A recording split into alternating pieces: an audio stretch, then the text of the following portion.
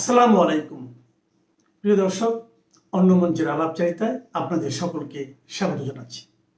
সুপ্রিয় দর্শক শ্রোতা মণ্ডলী, আপনি এই মুহূর্তে আমাকে যে যেখান থেকে দেখছেন এবং পরবর্তী যে যেখান থেকে দেখবেন, আপনাদের সকলকে জানাই আমি আমার প্রাণঢালা অভিনন্দন এবং শুভেচ্ছা।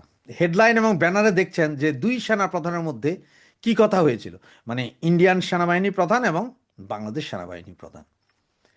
বাংলাদেশ সেনাবাহিনী প্রধান বিগত এক সপ্তাহ ধরে প্রচুর চেষ্টা করছিল ইন্ডিয়ান সেনা প্রধানের সাথে কথা বলার জন্য, পারেননি। সর্বশেষ উনি কথা বলতে পেরেছিলেন, সেটা হচ্ছে যে আপনার শুক্রবার রাতের বেলা কথা বলতে পেরেছিলেন। কারণ আপনারা একটা ভিডিও হয়তো আজকে সকলেই দেখছেন, আজকে এই মুহূর্ত থেকে দেখছেন আপনারা, সেটা আমিও চেষ্টা করছি আপনাদের দিয়ে দেওয়ার জন্য সাউন্ডলেস করে, আমার মাথার উপরে হয়তো দিয়ে দিব, ছোট করে দেখেন যে শুক্রবার বিকাল 3:30 পৌনে 4টার দিকে বাংলাদেশ থেকে কিছু জঙ্গি ইন্ডিয়াতে ঢুকার চেষ্টা করছিল এবং সেখানে ইন্ডিয়ান সেনাবাহিনী গুলি করে সেখানে 3জনকে মেরে ফেলে, হত্যা করে সোজা। কারণ বর্ডার এলাকায় এখন পুরো যুদ্ধ অবস্থা বিরাজ করছে, সেখানে 3জনকে হত্যা করে, বাকিরা যদিও পালিয়ে যেতে পারে।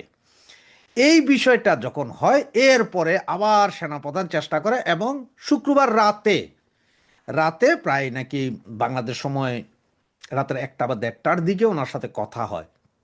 ওনার সাথে কথা হলে তখন ইন্ডিয়ান সেনাপ্রধান বলে যে আপনারা জঙ্গি উৎপাদন করছেন, আপনারা তো বলেছিলেন যে জসিমউদ্দিন রহমানি এবং বাকি জঙ্গিরা সবাই ইন্ডিয়া পালায়, এই পাকিস্তান পালিয়ে গিয়েছে, কিন্তু একজনও তো পাকিস্তান পালায় নাই, সবাই এইখানে আছে, বাংলাদেশে আছে। এবং তিনি তখন এই যে ছবিটা এখন দেখছেন, এই ছবিটা ফেসবুকেই ছিল, সকলে দেখেছি আমরা, এই ছবিটা দেন।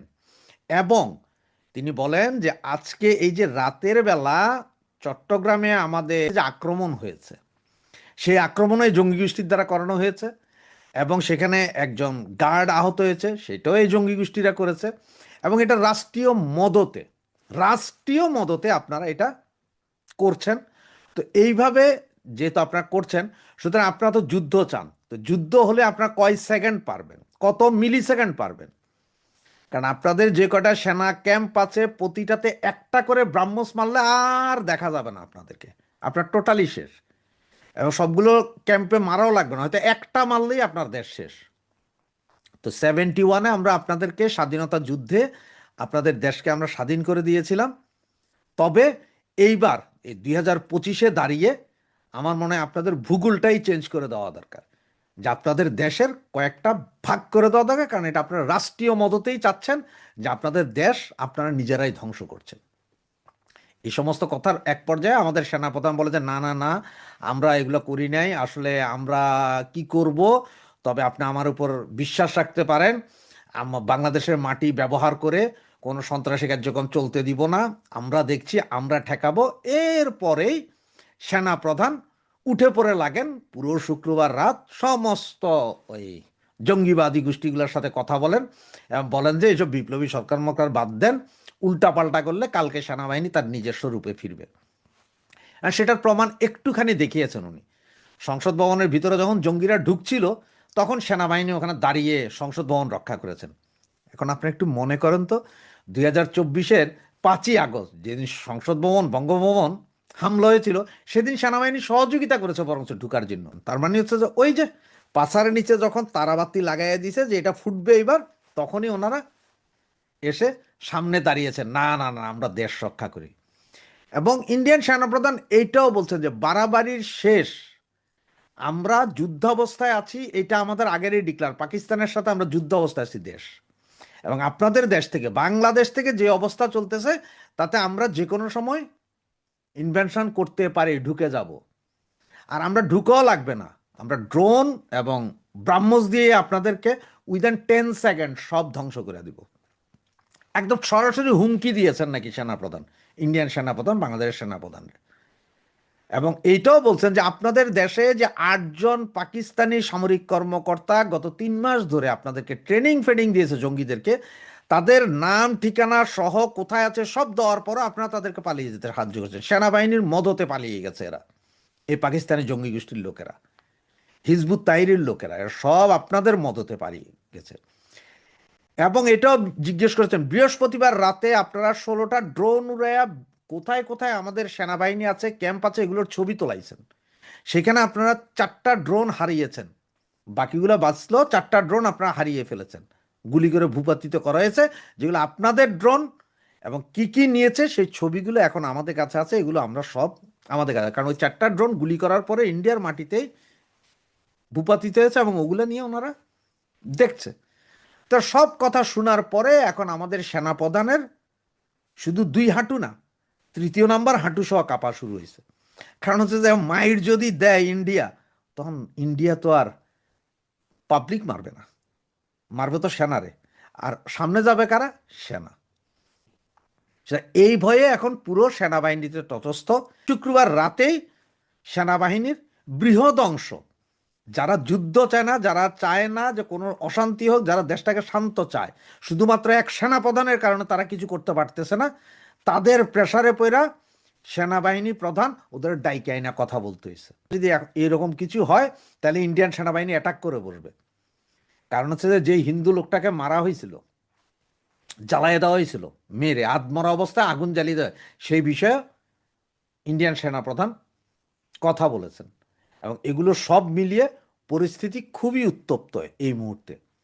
তবে আজকে আরেকটা ভিডিও আপনাদের, আজকে না হোক কালকে সকালে হলে আপনারা আরেকটা পাবেন, রয়ের টোটাল, ইন্ডিয়ান সেনাবাহিনীর টোটাল প্ল্যান এবং রয়ের কর্মকাণ্ড নিয়ে আপনাদের দ্বিতীয় একটা ভিডিও দিব, যেটাতে আপনারা আরও জানবেন কি কি হচ্ছে বাংলাদেশকে নিয়ে। এবং বাংলাদেশ যে পাকিস্তানের বুদ্ধিতে একটা যুদ্ধ চাইতেছে, এবং সেই যুদ্ধে এই বাঙালিদের যে ডট ডট মারা যাবে এটারও গ্যারেন্টি আছে। কারণ ইন্ডিয়া সেনাবাহিনী বাংলাদেশে ঢুকতে হবে না, 2 জায়গাতে 2টা ম্যাসাকার করে দিলেই বাংলাদেশ শেষ, 4 টুকরো হয়ে যাবে বাংলাদেশ। এবং সেটার দিকেই সম্ভবত বাংলাদেশ যাচ্ছে। কোয়াড্রিল্যাটারাল সিকিউরিটি ডায়ালগ, যুক্তরাষ্ট্র, অস্ট্রেলিয়া, জাপান, ভারত, এই 4 দেশের একটা জোট, যেটা মূলত চীনের প্রভাব মোকাবেলা করার জন্য তৈরি হয়েছিল। তাদের পররাষ্ট্রমন্ত্রীদের একটা গুরুত্বপূর্ণ বৈঠক হলো 26শে মে নয়াদিল্লিতে। এটা ছিল কোয়াডের সবচেয়ে গুরুত্বপূর্ণ বৈঠক তাদের 2023 সালের সামিটের পর। এই বৈঠকে কি ডিসিশন হলো, কোয়াডের গুরুত্ব কতটুকু, প্রাসঙ্গিকতা কতটুকু, কোয়াডের সাথে বাংলাদেশের জড়িত হওয়া না হওয়া, এইসব বিষয়ে আজকের লেকচারটা দিচ্ছি। কোয়াড তৈরি হয় 2007 সালে ম্যানিলাতে। সেখানে আসিয়ান রিজিওনাল ফোরাম নামে একটা সামিট হচ্ছিল। সেই সামিটে জাপানের প্রধানমন্ত্রী শিনজো আবের উদ্যোগে, শিনজো আবে তখনকার মার্কিন যুক্তরাষ্ট্রের president George W Bush junior, ভারতের প্রধানমন্ত্রী মনমোহন সিং, অস্ট্রেলিয়ার প্রধানমন্ত্রী জন হাওয়ার্ড কোয়াড গঠন করেন। যদিও নামটা কোয়াড্রিল্যাটারাল সিকিউরিটি ডায়ালগ, শব্দটা এসে শুধু কোয়াড হিসাবে। এটা ঘটে আন্তর্জাতিক সংস্থাগুলো সবসময়ই দেখা যায় যে 8টা-10টা শব্দ যদি ওই সংস্থাটার নাম হয়, প্রতিটা শব্দের প্রথম অক্ষর নিয়ে একটা অ্যাব্রিভিয়েশন তৈরি করা হয়। যেমন ন্যাটো, ইউএনও, সার্ক, এরকম অনেক সংগঠন আছে। আবার কিছু কিছু এই কোয়াডের মতো একটু ব্যতিক্রম নাম হিসাবে আসে, যেমন কোয়াডে সিকিউরিটি ডায়ালগের এস আর ডি নাই। কোয়াডে মানে হলো 4 জন। শিনজো আবে তো আমাদের দেশে পরিচিত, জাপানের প্রধানমন্ত্রী, যাকে আততায়ীরা খুন করেছে। শিনজো আবের সাথে আমাদের প্রধানমন্ত্রী শেখ হাসিনার অত্যন্ত হৃদ্যতাপূর্ণ সম্পর্ক ছিল। শিনজো আবে প্রধানমন্ত্রী শেখ হাসিনাকে অত্যন্ত সম্মান করতেন, যে কন্টেম্পোরারি ওয়ার্ল্ডের একজন গুরুত্বপূর্ণ, প্রজ্ঞাবান এবং দক্ষ রাজনীতিবিদ এবং রাষ্ট্রনায়ক হিসাবে। এটা আমাদের জানা দরকার যে প্রধানমন্ত্রী শেখ হাসিনাকে বিশ্বের অনেক নেতা অত্যন্ত সম্মানের চোখে দেখতেন। আমরা তো কিছু কিছু নামই বলতে পারি, যেমন কানাডার প্রাক্তন প্রধানমন্ত্রী জাস্টিন ট্রুডো, বর্তমানে স্পেনের যিনি প্রধানমন্ত্রী আছেন পেদ্রো সানচেজ। আমরা ঋষি সুনাককেও দেখেছি, যে যুক্তরাজ্যের প্রধানমন্ত্রী ঋষি সুনাক কিভাবে কত আন্তরিকতার সাথে এবং কোন সম্মানের চোখে শেখ হাসিনাকে দেখতেন। এটা বঙ্গবন্ধুর পরে আর বাংলাদেশের কোনো সরকার প্রধান, রাষ্ট্রপ্রধানের এই সৌভাগ্য হয়নি, হওয়ার কথাও না। এগুলো তুলনা করাও আসলে তুলনাটা করাও হাস্যকর আর কি। আবার অনেকে প্রেসিডেন্ট জিয়াউর রহমানের কথা এবং প্রেসিডেন্ট এরশাদের কথা বলে। প্রেসিডেন্ট জিয়াউর রহমান প্রেসিডেন্ট এরশাদকে মার্কিন যুক্তরাষ্ট্রের প্রেসিডেন্টরা হোয়াইট হাউসে অভ্যর্থনা করেছিলেন। জিয়াউর রহমানকেও করেছেন, আর এরশাদকেও, রিগান সাহেব করেছেন। তো এইটাকে আসলে প্রধানমন্ত্রী শেখ হাসিনা বা বঙ্গবন্ধু যেই আঙ্গিকের সারা বিশ্বে সমীহ পেতেন সেটার সাথে মেলালে হবে না। মার্কিন যুক্তরাষ্ট্রের একটা প্রিডেটরি আইস আছে। প্রিডেটরি আইস মানে বোঝেন তো, ওই যে ইপটিজিং করে যে ছেলেরা, ওদের চোখগুলা কিসের, মেয়েদের দিকে যখন আমরা তাকাই পুরুষরা, কিংবা দেখবেন যে একটা পুরুষ তার যে যদি পিডোফিলিয়া থাকে তাহলে শিশুদের সাথে সে খুব ভালো আচরণ করে, খুব বন্ধুত্বপূর্ণ আচরণ করে, আর সেটাকে তো শিশু মনে করে যে হ্যাঁ এই মানুষটা তো আমার প্রতি খুব সহানুভূতিশীল। প্রেসিডেন্ট এরশাদ আর প্রেসিডেন্ট জিয়াউর রহমানের এই হোয়াইট হাউসে যে অভ্যর্থনা, ওইটাকে ওই দৃষ্টিতেই দেখতে হবে। আমরা কিছুদিন আগেও দেখেছি যে প্রেসিডেন্ট ট্রাম্প ঠিক একইভাবে তার প্রিডেটরি আই দিয়ে শাহবাজ শরীফ আর অসীম মুনির, তাদের তখনকার সেনাপ্রধান পাকিস্তানের, এদেরকে একইভাবে নিয়ে গেছেন মার্কিন যুক্তরাষ্ট্রের হোয়াইট হাউসে। এগুলোকে অনেকে যারা বোঝে না বিষয়গুলো আসলে ভেতরের মানে বিশ্ব রাজনীতিতে কোন দেশ কিভাবে আচরণ করে সেগুলোর সম্পর্কে গভীর জানাশোনা না থাকাতে আমরা ওই জিয়াউর রহমান আর এরশাদের হোয়াইট হাউসে অভ্যর্থনাটাকে বড় করে দেখি, আসলে সেটা না। মার্কিন যুক্তরাষ্ট্র দীর্ঘদিন ধরে যে কোনো জায়গায় যদি কোনো সামরিক শাসককে পায় খুব দ্রুত তাদের আপন করে নিতে চায়, কারণ সামরিক শাসকরা নানা কারণে এই ধরনের সুপার পাওয়ারদের ব্লু আইড বয় হতে চায়। কারণ হলো যে তারা সাধারণত তাদের দেশের জনগণকে ভয় পায়। কাজে শেখ হাসিনা বিশ্ব দরবারে যে সম্মান পেয়েছেন, বঙ্গবন্ধু যে সম্মান পেয়েছেন, সেটা জিয়াউর রহমান আর এরশাদের পক্ষে তো পাওয়া সম্ভব নয়। আবার শেখ হাসিনাকে তো হোয়াইট হাউসে অভ্যর্থনা দিবে না, আমরা তো বর্তমান অবস্থানগুলো জানি। শেখ হাসিনা হলো তাদের কাছে একটা ভয়ানক ব্যাপার। একটা তৃতীয় বিশ্বের দরিদ্র দেশের একজন প্রধানমন্ত্রী যে এদের কাছে কতটা ভয়ের ব্যাপার, এটা তো আমাদের এখন আর অজানা নাই। যা হোক, এই শিনজো আবে প্রধানমন্ত্রী শেখ হাসিনাকে অত্যন্ত ভালোবাসতেন, শ্রদ্ধা করতেন। এই শিনজো আবের উদ্যোগে কোয়াড গঠিত হয়েছিল 2007 সালে। জাপানের কিন্তু চীনের সাথে অনেক ধরনের সমস্যা আছে এখনো। ইস্ট চায়না সি, যেটা পূর্ব চীন সাগরের অনেক দ্বীপ সীমানা, এগুলো নিয়ে জাপানের সাথে চীনের বিরোধ আছে। তাছাড়া চীনের স্মৃতিতে জাপান অত্যন্ত ভয়ানক, বিশেষ করে 1930-এর দশকে, 40-এর দশকে, দ্বিতীয় বিশ্বযুদ্ধ শেষ হওয়া পর্যন্ত চীনে জাপান যেই ধরনের দখল অত্যাচার চালিয়েছে সেগুলা চীনের স্মৃতিতে আছে। ফলে এই দুটো দেশের সম্পর্ক কখনো আর স্বাভাবিক হয়নি। ইন্টারেস্টিংলি, দ্বিতীয় বিশ্বযুদ্ধ, যেটা গত 100 বছরের পৃথিবীর ইতিহাসে সবচেয়ে বড় ঘটনা, সেখানে কিন্তু চীন, রাশিয়া, যুক্তরাষ্ট্র এরা কিন্তু আবার মিত্র শক্তি ছিল, আর এদের বিরোধী শক্তি ছিল জাপান, জার্মানি, এই দেশগুলো, ইটালি। সুতরাং জাপান তো একটা বড় অর্থনৈতিক পরাশক্তি সারা পৃথিবীতে। কিছুদিন আগেও জাপানের অর্থনীতি ছিল পৃথিবীর দ্বিতীয় বৃহত্তম অর্থনীতি। বর্তমানে যদিও তা না, বর্তমানে চীন, ভারত এরা জাপানের চেয়ে এদের অর্থনীতি বড় হয়ে গেছে। এই জাপানের কাছে সুপ্ত বা প্রকাশিত একটা বাসনা চীনকে এক ধরনের মোকাবেলা করা, ঠিক যুদ্ধ করা নয়, ভারতেরও এই ধরনের স্বার্থ আছে। ফলে মার্কিন যুক্তরাষ্ট্র এটাকে লুপে নিয়েছে। আর অস্ট্রেলিয়া সম্মানিত বোধ করেছে। অস্ট্রেলিয়া তো কানাডার মতো একটা রাষ্ট্র, মানে ধনে, মানে সম্পদে, আয়তনে কানাডা একটু বড়, অস্ট্রেলিয়া একটু ছোট। এই 4 দেশ ওই সংগঠনটা গঠন করে, কোয়াড। এর মূল উদ্দেশ্য ছিল চীনকে মোকাবেলা করা। কিন্তু এটা 2007 সালে গঠিত হলেও 2017, প্রায় 10 বছর এটার তেমন কোনো কার্যক্রম ছিল না, এটা মরে গেছে এমনও ভাবা হতো। 2017 সালে অনেকগুলো ঘটনা ঘটার পরে আবার কোয়াডকে পুনরুজ্জীবিত করা হয়। তার মধ্যে সবচেয়ে বড় ঘটনা ছিল দোকলামে, অর্থাৎ এই যে ভুটানের কাছাকাছি দোকলামে চীন আর ভারতের মধ্যে সীমান্ত বিরোধ বা সংঘর্ষ, আমরা এটা জানি যা হয়েছিল। সেটার পরে আরো কিছু ঘটনা আছে, কোয়াডকে আবার নতুন করে পুনরুজ্জীবিত করা হয়। এবং তারপরে কিন্তু 6টা সামিট হয় কোয়াডের, অর্থাৎ এই 4 দেশের প্রধানমন্ত্রী প্রেসিডেন্টদের মিটিং হয়। শেষটা হয়েছিল 2023 সালে উইলমিংটনে, যুক্তরাষ্ট্রের দিলাওয়ার স্টেটে। জো বাইডেন সেটার হোস্ট ছিলেন, নরেন্দ্র মোদী সেটাতে ভারতের পক্ষ থেকে উপস্থিত ছিলেন। এই 2023 সালের এই সামিটটা হয়েছিল কারণ জো বাইডেনেরও খুব আগ্রহ ছিল কোয়াড নিয়ে। জো বাইডেন এই মরমর প্রথম, মানে নাম্বার 1 সুপার পাওয়ার হিসাবে তো আমেরিকা মরমর, এইটাকে নানানভাবে শক্তিশালী করতে চেয়েছিলেন। তারপরে রাশিয়া ইউক্রেন দখল করলো। এই সময় তারা 4টা মিটিং করলো, 2023 সালে শেষ হলো। তারপরে আবার পরের সামিটটা হওয়ার কথা ছিল ভারতে। কিন্তু এই সামিটটা আর এতদিন হয়নি।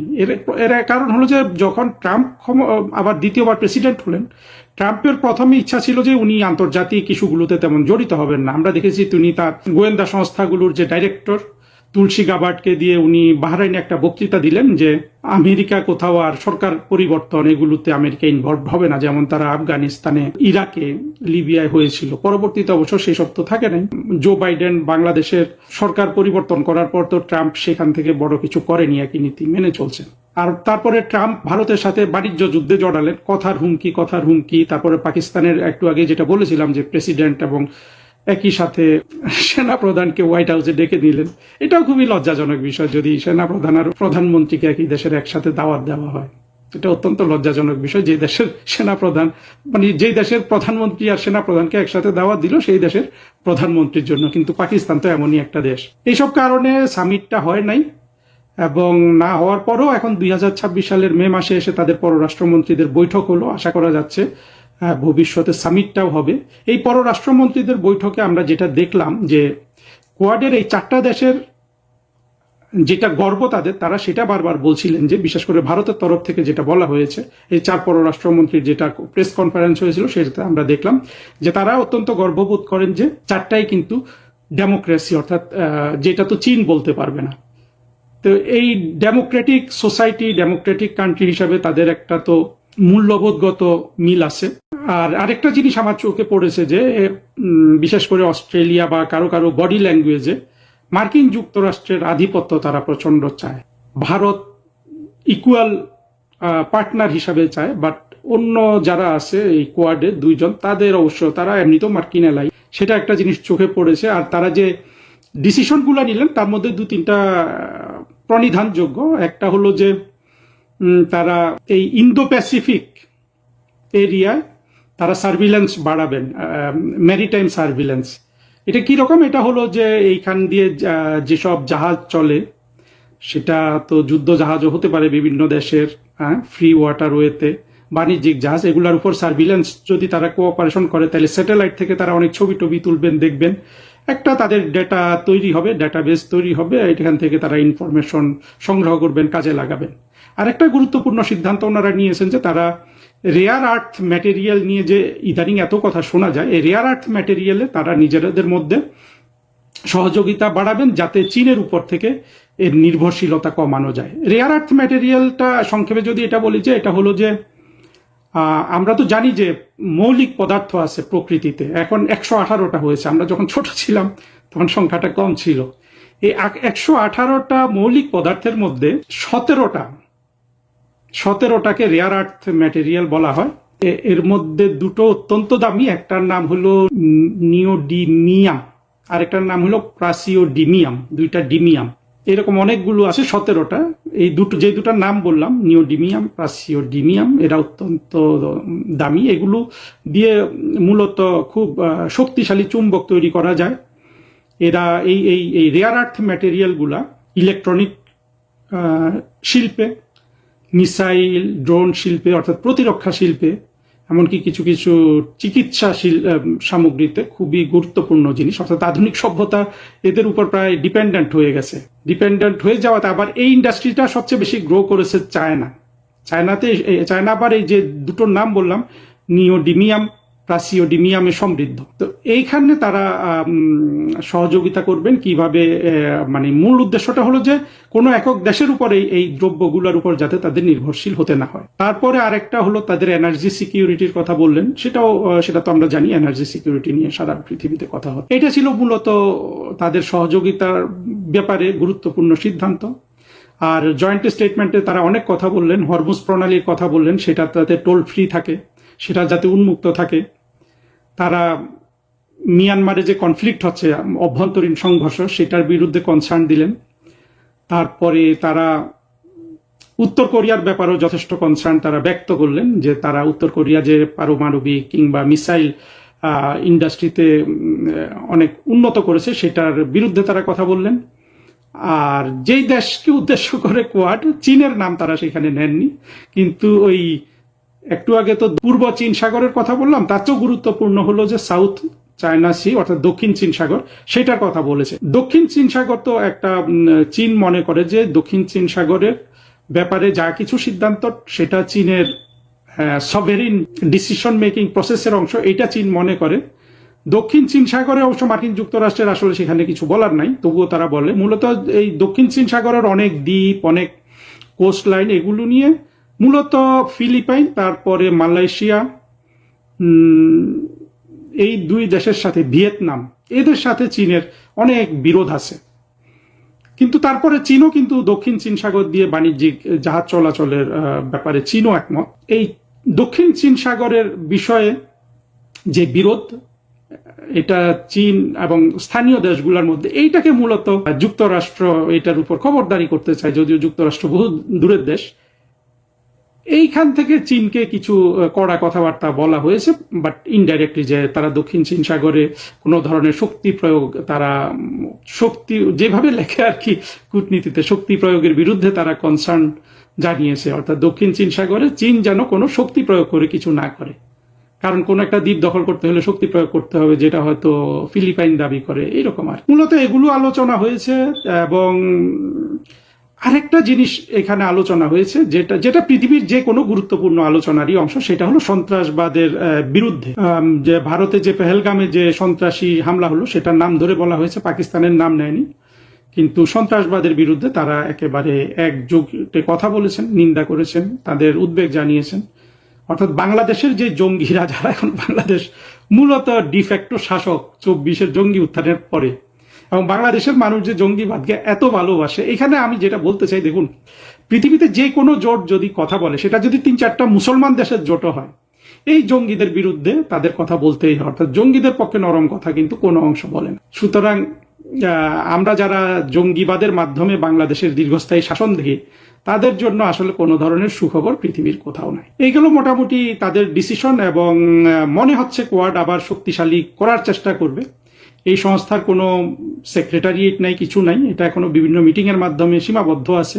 আর তবে কোয়াডকে যে চীন মোকাবেলা হিসাবে দেখা হয়, সেখানে একটু আমাদের চিন্তা করার ব্যাপার আছে। যে এটা ঠিক আছে, ন্যাটো করেছিল মার্কিন যুক্তরাষ্ট্র সোভিয়েত ইউনিয়নকে মোকাবেলা করার জন্য, চীনকে মোকাবেলা করার জন্য তো আসলে ওই ধরনের কোনো হুমকি নাই। সোভিয়েত ইউনিয়নের একটা হুমকি ছিল, আদর্শবাদী হুমকি, যে মার্কিন যুক্তরাষ্ট্র বা ইউরোপ মনে করতো যে যদি কমিউনিস্ট মতো হয়ে যায় তাদের দেশগুলো, যদি কমিউনিস্টরা টেক ওভার করে, সেটা তারা তাদের স্বার্থের পরিপন্থী ভাবতো, সেই জন্য তারা সোভিয়েত ইউনিয়নের বিরুদ্ধে একটা আদর্শবাদী জোট ছিল। কিন্তু চীন তো আসলে পশ্চিমা বিশ্বের জন্য সেই ধরনের হুমকি না। চীনের যে রাজনৈতিক অভ্যন্তরীণ পলিটিক্যাল সিস্টেম, এটা তো পশ্চিমাদের কাছে, সারা পৃথিবীর কারো কাছে এটার তেমন কোনো আপিল নাই। আর চীন তো মোটামুটি একটা মিক্সড বা মার্কেট ইকোনমি চালায়, অর্থাৎ বাজার অর্থনীতিতেই চীন চলে এখন মোটামুটি।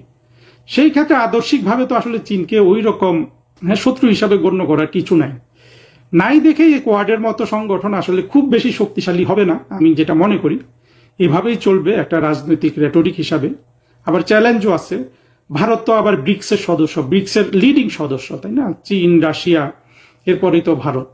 তো ব্রিক্সকে যদি একটা শক্তিশালী প্রতিষ্ঠান হিসাবে দাঁড় করাতে হয়, যেটা আশা করা হয় যে ব্রিক্সের মাধ্যমে মার্কিন যুক্তরাষ্ট্রের যে কারেন্সি, ডলারের আধিপত্য, বিশ্ব বাণিজ্যের ক্ষেত্রে যে ডলারের আধিপত্য, সেটাকে পরাজিত করা যদি ব্রিক্সের উদ্দেশ্য হয়, তো সেখানে তো আসলে এই কোয়াড তো আবার তার বিপরীত স্রোত। তা আমার মনে হয় ভবিষ্যতে চীন, ভারত, এই রাষ্ট্রগুলো অনেক দূর তাদের সম্পর্ক মিটিয়ে ফেলবে। মিটিয়ে না ফেললেও আসলে এদের মধ্যে সামরিক সংঘাত, এগুলো ইন্টেলেকচুয়াল পর্যায়ে কিংবা একাডেমিক পর্যায়ে আছে।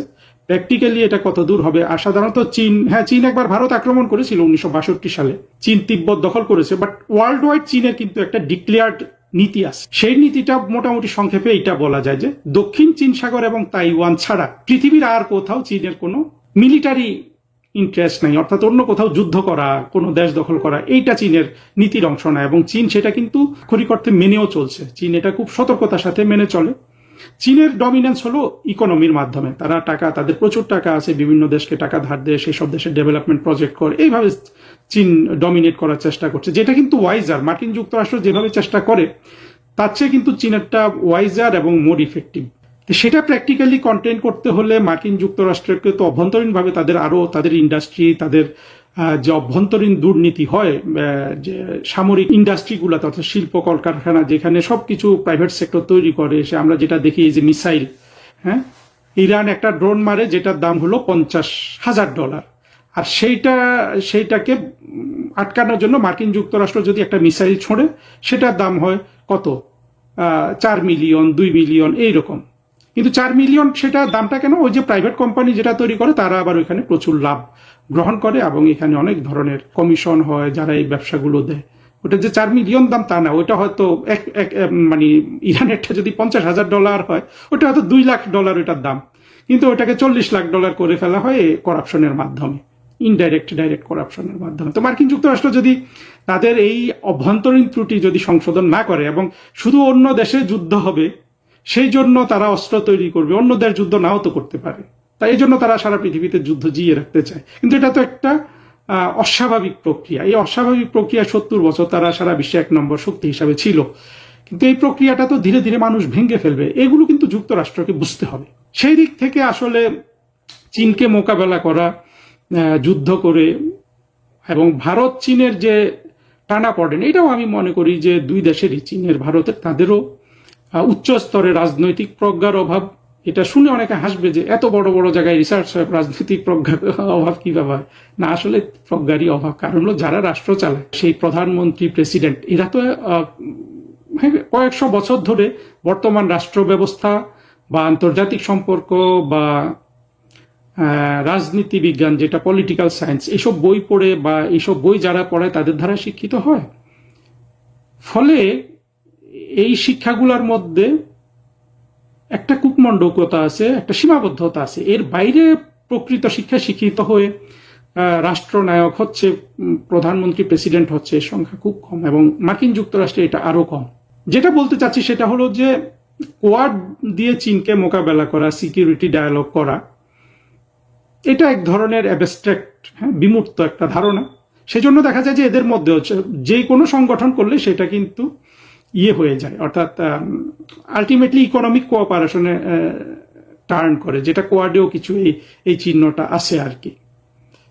তারপরও একটা সাইকোলজিক্যাল টানাপোড়েন রক্ষা করার জন্য, যার যার নেতিবাচক সাইকোলজিকে ফিট করার জন্য কোয়াড এই 4টা দেশের জন্যই হয়তো আরো তাদের কাছে ওইভাবে এটা প্রাসঙ্গিক, তারা এই মিটিংগুলো করে যাবে। চীনও একটু টেনশন করবে, কিন্তু প্রকৃতপক্ষে এর বাইরে কোয়াডের গিয়ে কিছু করার সম্ভাবনা অন্তত আমি দেখি না। শেষ করি কোয়াড আর বাংলাদেশ এই বিষয়ের উপর। বাংলাদেশের উপর একটা পরোক্ষ চাপ ছিল, এখনো হয়তো আছে, কোয়াডে যোগদানের জন্য। 2021 সালে খুব সম্ভবত চীনের যে রাষ্ট্রদূত বাংলাদেশে, সে পাবলিকলি বলেছিল যে বাংলাদেশ যদি কোয়াডে যোগ দেয় চীনের সাথে তার সম্পর্কের অবনতি হবে। সে একেবারে হুমকির সাথে কথাটা বলেছিল। তো তখন আমাদের পররাষ্ট্র সচিব মাসুদ বিন মোমেন এই রাষ্ট্রদূতকে ধমক দিয়ে অনেকটা উনি ক্ষমা চাইছিলেন, আসলে বুঝি নাই আমি, এই জন্য টেলিভিশনে বলে ফেলেছি, এরকম একটা কথা বলেছিলেন। কোয়াডের সাথে বাংলাদেশ কোয়াডের প্রতি অন্তত সহানুভূতিশীল হোক, এটা তো তারা চাইবেই, এটা যে কোনো সংগঠন চায়। প্রধানমন্ত্রী শেখ হাসিনা 2023 সালে জাপান সফর করেছিলেন। সেই জাপান সফরে উনি অবশ্য কোয়াডের যেটা অফিসিয়াল ল্যাঙ্গুয়েজ, যে তারা সবাই ফ্রি ইন্দো প্যাসিফিক চান, অর্থাৎ ইন্দো প্যাসিফিকের জাহাজ লাইনগুলা যেন উন্মুক্ত থাকে, অর্থাৎ চীনকে উদ্দেশ্য করেই এই কথা বলা। তো প্রধানমন্ত্রীর ওই স্টেটমেন্টটা অনেকটা কোয়াডের ফেভারেই ছিল। আর আসলে আমাদের সরাসরি এই কোয়াডে যোগ দেওয়ার কোনো অর্থ নাই, থাকবেও না, কারণ এখানে তো 4টা দেশ না, এরকম অনেক দেশ আছে, সবাই তো আর কোয়াডে যোগ দিবে না। শেখ হাসিনার যে বৈদেশিক নীতি ছিল রাষ্ট্রনায়কের পর্যায় থেকে বা ওনার পর্যায় থেকে, এগুলা খুবই গুরুত্বপূর্ণ এবং ওটাই আমাদের জন্য সঠিক পথ, এইটা এখন একেবারে প্রমাণিত হয়ে গেছে। আমাদের যেটা সমস্যা ছিল সেটা হলো যে ফাংশনাল লেভেলে আমাদের যেহেতু পররাষ্ট্র মন্ত্রীগুলার দক্ষতা ছিল না, পররাষ্ট্র মন্ত্রণালয়ের দক্ষতা আরো কম, ফলে আমাদের যে পরিমাণ এঙ্গেজড হওয়ার দরকার ছিল আলাপ আলোচনায় মার্কিন যুক্তরাষ্ট্রের সাথে, তাদের সাথে যে ধরনের অন্তত কূটনৈতিক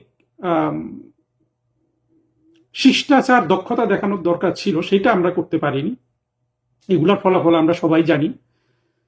ভবিষ্যতে আমাদেরকে এই ব্যাপারগুলো ভালো করে দেখতে হবে এবং আমাদের কূটনৈতিক সক্ষমতা বাড়ানো ছাড়া আসলে বাংলাদেশের সামনে কিন্তু কোনো রাস্তা নাই, বিশেষ করে মুক্তিযুদ্ধের বাংলাদেশের সামনে। আর মুক্তিযুদ্ধ বিরোধী যেটা বাংলাদেশ, ওরা সবসময় ট্রানজ্যাকশনাল ওয়েতে ক্ষমতা থাকবে, যেটা আমরা 24-এর জঙ্গি কোয়ালিশন, ইউনুস এবং বর্তমানে তারেক রহমানের সরকারকে দেখছি যে পুরোপুরি মার্কিন যুক্তরাষ্ট্রের প্রোটেকশন নিয়ে টিকে থাকতে চাওয়া সরকার এগুলো। এখানে কোনো আসলে আর কোনো ব্যাখ্যা এগুলার নাই। যেই বাণিজ্য চুক্তি যেটা করেছে ইউনুস, এটা এমনও হতে পারে যে তারেক রহমানই বলছে যে আপনি করে দিয়ে যান, কারণ আমি করলে তো আমার তো লজ্জা লাগবে, আমি তো একটা ইলেকশনের মাধ্যমে আসবো, এইরকমও হতে পারে এখন যেটা সবকিছু দেখে শুনে মনে হচ্ছে।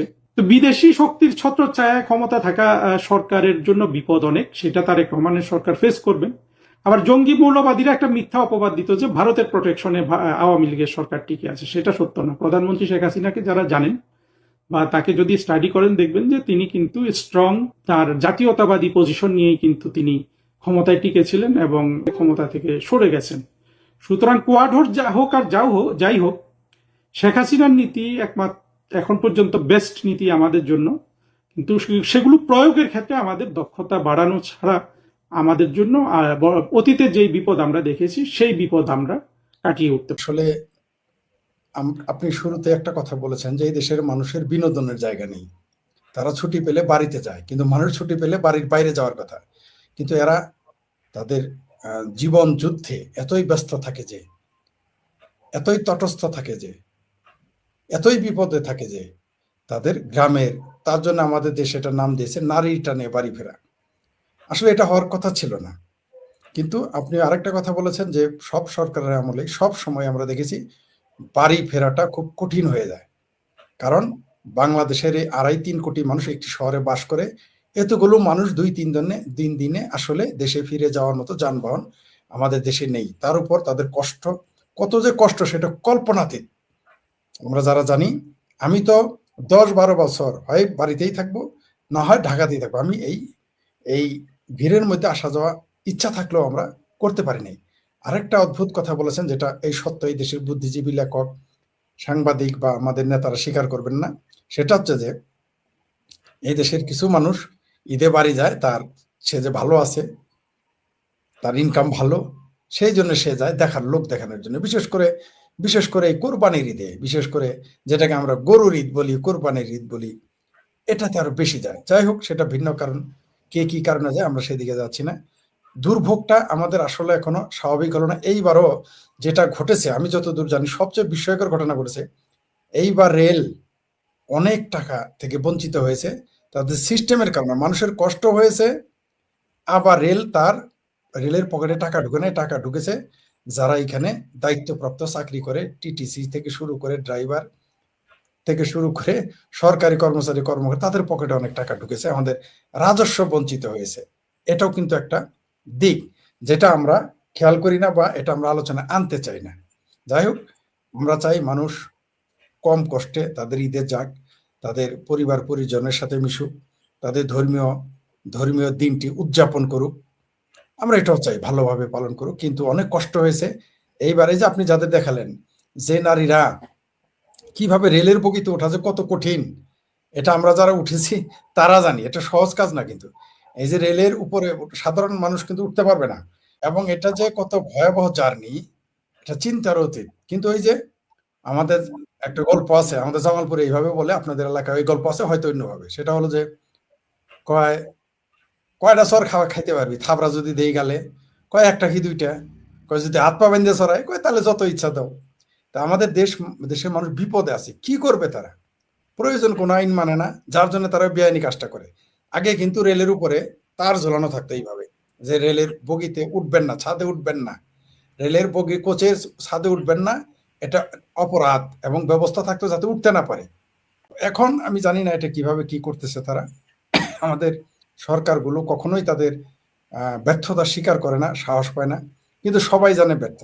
তো আমার মনে হয় ব্যর্থতা যদি স্বীকার করতো তাহলে আরো ভালো হতো, তাহলেও সমস্যাটা সমাধান হতো। আপনি যদি সমস্যাই না বলেন, সমাধানটা হবে কেমনে? যেমন গরুর হাট নিয়ে বক্তব্য দিল, মন্ত্রী দিল এক বক্তব্য, তারপর বিএনপি এবং মেয়র ঢাকা উত্তরে মেয়র দিল আরেক বক্তব্য, মন্ত্রী বলতেছে আমাদের সাথে কথাই ছিল না ওইখানে বসার, এটা উত্তরের মেয়র জানে। আবার মেয়র বলতেছে উনি কিছু জানেন না, বিএনপির নেতারা জানে। আবার দুর্ভাগ্য হলো যে লোকটার নাম নাকি শেখ ফরিদ। যাকে ফোন করেছে ওনার নাম হলো শেখ ফরিদ, আমার নামের ইজ্জতটাই মেরে দিছে। যাই হোক, একটু পজিটিভ হলে একটু ভালো লাগতো। যাই হোক, কিন্তু এটা নেগেটিভ। তো এই একে ফোন দিয়েছে। আবার আবার বিএনপির আরেক বড় নেতা যখন দেখলো ফেসে গেল, তখন তিনি বললেন যেটা আপাতত বৃষ্টির কারণে সেইখানে গিয়েছিল, হাট বসায় নাই।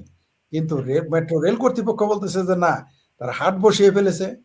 আমরা ভিডিওতে যা দেখেছি, নিউজে যা দেখেছি, পুরোপুরি হাট বসিয়ে ফেলেছে। কিন্তু সরকারের চাপে, মিডিয়ার চাপে, তার জন্য তারা এখন ভিন্ন কথা বলতেছে। কিন্তু আসলে তো আকাশে চাঁদ উঠে গেছে, সবাই দেখেছে এখানে কি হয়েছে বা হয়নি। আপনি তো আপনার মতো এরকম সবাই সাহস পায় না, কারণ কথাগুলো হয়ে যায় প্রথা বিরোধী, তার জন্য সবাই এই ঝুঁকি নিতে চায় না। আজকাল মানুষ তো শুধু স্রোতের পক্ষের কথা শুনতে চায়, কিন্তু যারা সমাজ পরিবর্তন করতে চায়, যারা এই সমাজকে আরো অ্যাডভান্স দেখতে চায়, তারা তো শুধুমাত্র স্রোতের পক্ষে বলবে না, স্রোতের বিপরীতেই বলবে। স্রোতের বিপরীতে all critics are not enemies, এই জিনিসটা বুঝতে হবে। এটা মানুষ বুঝে না। মানুষ মনে করে ক্রিটিক মানেই শত্রু, দেশের, ধর্মের, সমাজের, রাষ্ট্রের। আসলে তা না। ক্রিটিকের কাজ কি? একজন সমালোচক, আমরা যারা সমালোচনা করি, এটা আমি ডক্টর হুমায়ুন আজাদ স্যারের কাছ থেকে শিখেছি। তিনি বলেছিলেন, ডক্টর হুমায়ুন আজাদ স্যারের সাথে যদি আমার পরিচয় না হতো, তার ফিলোসফি যদি আমি না বুঝতাম, তাহলে হয়তো আমি সরাসরি রাজনীতিতেই সম্পৃক্ত থাকতাম বহু আগেই। সরাসরি কোনো দলের পদে থাকতাম, বড় পদে, অথবা সরাসরি কোনো নির্বাচিত কোনো ছোট বড় একটা কিছু হইতাম। কিন্তু তার কাছ থেকে শিখেছি, তিনি বলেছিলেন যে পৃথিবীতে সবচেয়ে বেশি কাজ করতে পারে সমাজের, রাষ্ট্রের, পৃথিবীর উপকার করে রাজনীতিবিদ, কোনো সন্দেহ নাই, এটা তিনি বলেছিলেন। কিন্তু তার চেয়েও বেশি কাজ করে একজন সমালোচক। একজন নেতা একটি দেশকে উপকার করতে পারবে, সমাজকে, রাষ্ট্রের, কিন্তু একজন সমালোচক একটা জাতির উপকার করতে হবে, পৃথিবীর উপকার করতে। একজন সমালোচকের কাজ আরো অনেক বেশি। এটা যেদিন বুঝেছি, সেদিন থেকে সমালোচক হিসেবে নিজে কাজ করে যাচ্ছি। হ্যাঁ, আমার সমালোচনার ধরন, আমার সমালোচনার পদ্ধতি কারো পছন্দ নাও হতে পারে, কিন্তু আমার সমালোচনা আমি এই জন্য করি যে সমাজের, রাষ্ট্রের, মানুষের, পৃথিবীর কল্যাণ হোক, সেই জন্যই সমালোচনা করি।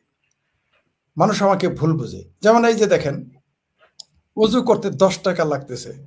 গরুর হাটে যে সমস্ত ব্যাপারীরা এসেছে, কল্পনা করা যায় এরা দাবি করে তৌহিদি জনতার দেশ, এর চেয়ে লজ্জার কি আছে? অজু করতেও 10টা টাকা তাকে দিতে হচ্ছে। আমি জানি আমি এই সমালোচনা করার পর আমার মুসলমানরাও গালি দিবে, আমি জানি। দেখেন, আমি কিন্তু দেখেন, এই যে অনেকেই বলে না, তুমি পরে দিয়ে ইসলামের সমালোচনা করো, মুসলমানের সমালোচনা করো।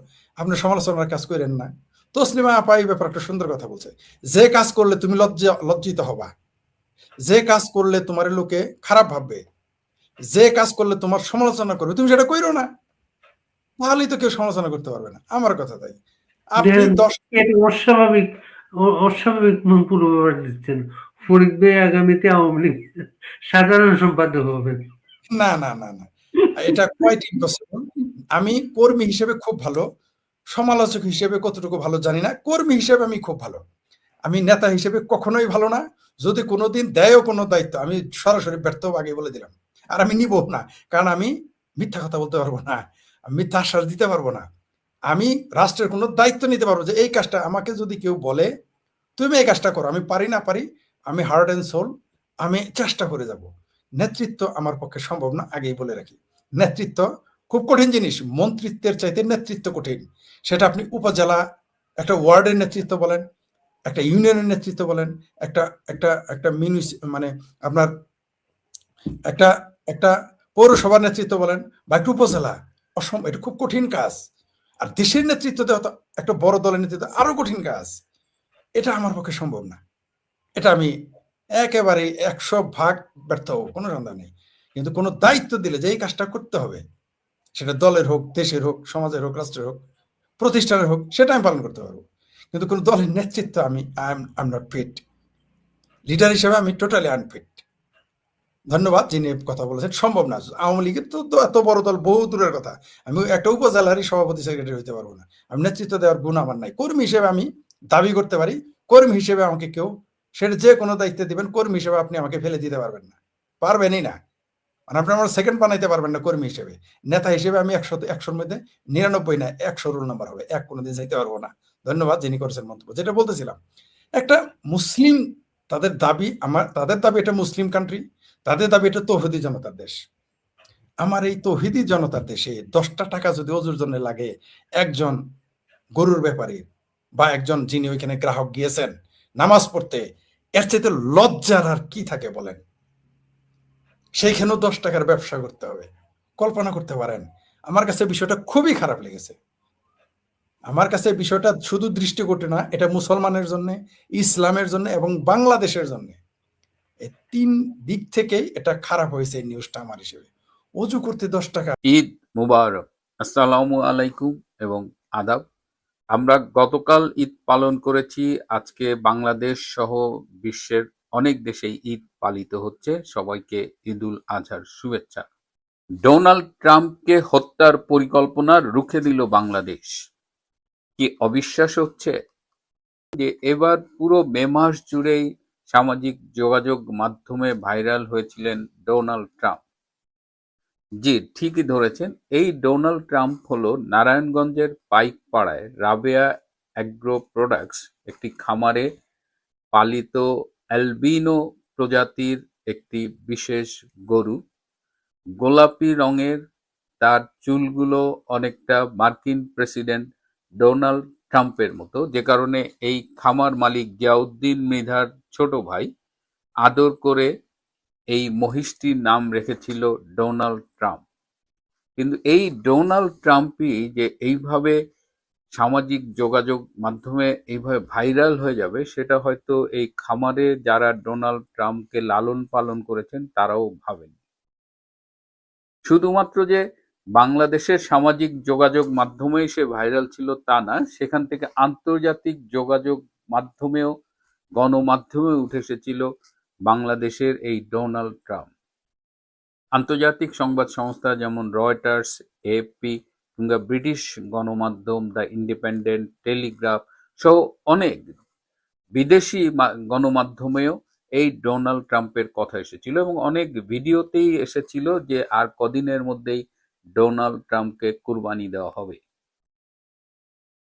আমি এই কেন এটি নিয়ে এপিসোড করছি এবং এটা ঈদের স্পেশাল এপিসোড কেন, এর পেছনের গল্পটা বলবো, যে গল্পটা আসলে কেউ আমরা জানি না। এবং আমি যখন শুনেছিলাম আমি বেশ কিছুক্ষণ একদম চুপচাপ বসেছিলাম, যে একটা সামান্য মহিষ, দেখতে গোলাপি, চুলগুলো মার্কিন প্রেসিডেন্টের মতো করে আঁচড়ানো, এবং স্বভাবে কিন্তু বাংলাদেশের ডোনাল্ড ট্রাম্প খুব নম্র স্বভাবের, এবং এই আলবিনো প্রজাতির মহিষগুলা এরা খুবই সফট হার্টেড হয়, ভদ্র নম্র প্রকৃতির হয়, এবং এদের যদি কেউ উত্ত্যক্ত না করে তাহলে এরা চুপচাপ থাকে। অনেকটা মার্কিন প্রেসিডেন্ট ডোনাল্ড ট্রাম্পের ঠিক উল্টো। মার্কিন প্রেসিডেন্ট ডোনাল্ড ট্রাম্পের পাগলামি, তার এই যুদ্ধবাজ স্বভাব, যেটা আমরা নির্বাচনের আগে বুঝতে পারিনি, সেই দিক দিয়ে কম্পেয়ার করলে বাংলাদেশের ডোনাল্ড ট্রাম্প খুবই ভদ্র প্রকৃতির একজন মহিষ। এবার আপনাদের যে ঘটনাটা বলবো, যেটা কোনো সামাজিক যোগাযোগ মাধ্যম বা গণমাধ্যমে এখন পর্যন্ত আসেনি, সেটা হলো যে এই ডোনাল্ড ট্রাম্পকে কেরানীগঞ্জের একজন মিস্টার মনিরুজ্জামান, তিনি প্রায় 12 লাখ টাকার কাছাকাছি এটি কিনে নিয়েছিলেন রাবেয়া অ্যাগ্রো ফার্ম থেকে। এবং এই রাবেয়া অ্যাগ্রো ফার্মের নারায়ণগঞ্জে কিন্তু প্রতিদিন প্রচুর দর্শনার্থী আসতেন এই ডোনাল্ড ট্রাম্পকে দেখতে। তো মিস্টার মনিরুজ্জামান উনি কেরানীগঞ্জে, উনি এই মহিষটিকে কিনে নিয়ে গেছেন এবং তাকে রাবেয়া অ্যাগ্রো ফার্ম থেকে খুবই রাজকীয়ভাবে বিদায় দেওয়া হয়েছিল। একেবারে রেড কার্পেট, লাল গালিচা বিছিয়ে, ফুল দিয়ে খুব উৎসব মুখর পরিবেশে তাকে বিদায় দেওয়া হয়েছিল। এবং স্বভাবতই যারা তাকে লালন পালন করছিল, এই 700 কেজির ডোনাল্ড ট্রাম্পকে, তারা কিছুটা বিষণ্ণ ছিল। তারপরেও কুরবানিতে তাকে উৎসর্গ করা হবে এই কারণেই মনিরুজ্জামান সাহেব তাকে কিনে নিয়ে গিয়েছিলেন। এই খবর কিন্তু রাশিয়ার একটি গণমাধ্যমে এসেছিল এবং তারা এটি দিয়ে বলেছিল যে ডোনাল্ড ট্রাম্প নামের এই মহিষটি খাওয়া দাওয়া ছেড়ে দিয়েছে, কারণ কেন তার নাম ডোনাল্ড ট্রাম্পের নামে রাখা হলো। মানে চরম একটা খোঁচা ডোনাল্ড ট্রাম্পকে দিয়েছে রাশিয়ার গণমাধ্যম। সেটি আবার ইরানি এম্বাসি তারা শেয়ার করেছে, তাদের সামাজিক যোগাযোগ মাধ্যমে শেয়ার করে বলেছেন, বেচারা তারপরেও সেখানেও কিন্তু ইরান থেমে থাকেনি। ইরান থেকে ইরানের যে কালচারাল সেন্টার রয়েছে ঢাকায়, তারা দেখেছে যে এই ডোনাল্ড ট্রাম্পকে তারা কিনে নিলে এবং তারা যদি এটাকে জবাই করতে পারে, কুরবানি করতে পারে, সেটা বিশ্ব মিডিয়ায় আরেকটা খবর হবে এবং তারা এটাকে নিয়ে একটা উল্লাস করবে যে তারা ডোনাল্ড ট্রাম্পকে হত্যা করেছে। এবং সেই লক্ষ্যে তারা এই মনিরুজ্জামান সাহেবের সাথে যোগাযোগ করেন। এই কালচারাল সেন্টারের দুজন দায়িত্বপ্রাপ্ত, একজন মিস্টার আহমেদ, একজন মিস্টার ইয়াসির, তারা যোগাযোগ করেন এবং তারা এই ডোনাল্ড ট্রাম্পকে আবার কিনে কোরবানি দেওয়ার ইচ্ছে পোষণ করেন। শুধু যদি তারা কোরবানি না দিতে পারলে অন্তত ডোনাল্ড ট্রাম্পকে কোরবানি দেওয়া হচ্ছে এই ভিডিওটা তারা চান এবং এই ভিডিওটা তারা বিশ্বব্যাপী ছড়িয়ে দিয়ে এক ধরনের উল্লাস করতে চান। এই যে ইরানের যে পরিকল্পনা বা ষড়যন্ত্র যদি বলি, এইটি গোয়েন্দা সূত্রে জেনে ফেলে আমাদের ঢাকার মার্কিন দূতাবাস এবং তাতে তাদের ঘুম হারাম হয়ে যায়। কারণ ইরানি উল্লাসের একটি বীভৎস কল্পিত দৃশ্য তারা যখনই ভাবে, তখনই তারা মনে করে যে না, এই ডোনাল্ড ট্রাম্পকে কোরবানির হাত থেকে রক্ষা করতে হবে। সেই লক্ষ্যে বাংলাদেশে যিনি মার্কিন রাষ্ট্রদূত আছেন ব্রেন্ট ক্রিস্টেনসেন, তিনি বাংলাদেশের স্বরাষ্ট্রমন্ত্রী মিস্টার সালাউদ্দিন আহমেদকে একটি বিশাল SMS করেন। সেই SMS এ অনুরোধ করা হয়েছে, এটা মার্কিন রাষ্ট্রদূতের অনুরোধ মানে তো এখন বাংলাদেশে বোঝেনি, সেটা এক ধরনের আদেশ হয়ে যায়। কারণ এই মার্কিন সরকারের দাস যারা ক্ষমতায় আছে, এই SMS পেয়ে আমাদের ব্যস্ত স্বরাষ্ট্রমন্ত্রী তাৎক্ষণিকভাবে ছুটে চলে যান এই ডোনাল্ড ট্রাম্পের কাছে এবং তিনি প্রথমে নারায়ণগঞ্জে যান এবং তিনি পুলিশকে নির্দেশ দেন এই ডোনাল্ড ট্রাম্পকে অবিলম্বে যার কাছে যেখানেই পাওয়া যায় তাকে যেন থানায় নিয়ে আসা হয়। এবং তখন কেরানীগঞ্জ পুলিশ গিয়ে এই মনিরুজ্জামান সাহেবের কাছ থেকে ডোনাল্ড ট্রাম্পকে নিয়ে আসেন থানায় এবং সেখান থেকে রাষ্ট্রীয় প্রোটোকল দিয়ে, সামনে পুলিশ, পিছনে পুলিশ এবং ব্যাপক নিরাপত্তার দিয়ে এই ডোনাল্ড ট্রাম্পকে নিয়ে যাওয়া হয় ঢাকার জাতীয় চিড়িয়াখানায় এবং ডোনাল্ড ট্রাম্পের যে কোরবানির সিদ্ধান্ত হয়েছিল সেটি বন্ধ করা হয়। অর্থাৎ ডোনাল্ড ট্রাম্পকে আর কোরবানি দেওয়া যাবে না। ডোনাল্ড ট্রাম্প এখন জাতীয় চিড়িয়াখানায় থাকবে। আর ডোনাল্ড ট্রাম্পকে সরকার মাত্র 3,30,000 টাকা দিয়ে কিনে নিয়েছেন। অর্থাৎ এই যে ডোনাল্ড ট্রাম্প, যার প্রকৃত মূল্য 11 লাখ সামথিং, প্রায় 12 লাখ টাকার কাছাকাছি, সেখানে ব্যাপক ক্ষতিগ্রস্ত হওয়া সত্ত্বেও তারা বাধ্য হয়েছেন ডোনাল্ড ট্রাম্পকে রাষ্ট্রীয় চিড়িয়াখানায় সরকারি নির্দেশ মোতাবেক পাঠাতে। আমি ভাবছিলাম এই খবরটা পাওয়ার পরে আমার একদিকে ভালোই লেগেছে যে একটি প্রাণীর জীবন পেল, কিন্তু আমার কাছে যেটা মনে হয়েছে যে গণমাধ্যমের স্বাধীনতা, মত প্রকাশের স্বাধীনতা, সবকিছুর শীর্ষেই তো আমরা ধারণা করি আমেরিকা। সেই আমেরিকা একটি মহিষ, তার নাম ডোনাল্ড ট্রাম্প, এবং তাকে কোরবানি করা হবে এবং সেই কোরবানির দৃশ্য দেখিয়ে কেউ একজন উল্লাস করবে, সেটি নিতে পারলো না। এবং তারা তাদের ধমক খেয়ে বাংলাদেশ সরকারের স্বরাষ্ট্রমন্ত্রী সেখানে গিয়ে বলেছে কি, আপনারা কি চান না আমাদের সরকার টিকে যাক? মানে এই লেভেলে চলে গেছে যে একটা মহিষ, তাকে নিয়ে সামান্য ট্রল হতে হতে এটা বিশ্ব রাজনীতির এমন একটা জায়গায় পৌঁছে গেছে এবং সেটি আমেরিকার বর্তমান দেউলিয়াত্ব এবং পাশাপাশি বাংলাদেশের সরকারের দেউলিয়াত্বকে আমাদের সবার সামনে উন্মোচন করে দিয়েছে। প্রিয় বন্ধুরা, আজ এ পর্যন্তই।